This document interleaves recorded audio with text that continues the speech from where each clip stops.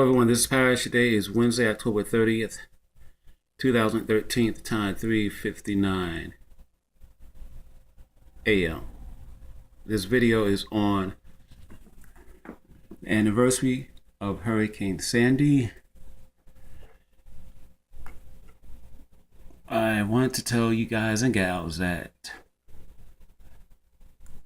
after Hurricane Sandy had plowed through my city, New York City, I then realized that Hurricane Sandy has fulfilled many of my prophecies pertaining to flooding coming to Long Island, Staten Island, Lower Manhattan, blackouts under the Obama's administration,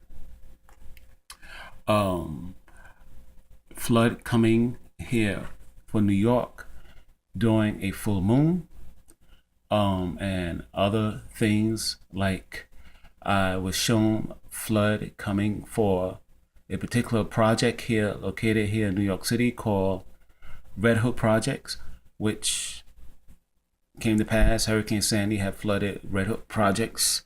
So in closing, just once again, I want to say that Hurricane Sandy had fulfilled many of my flood prophecies.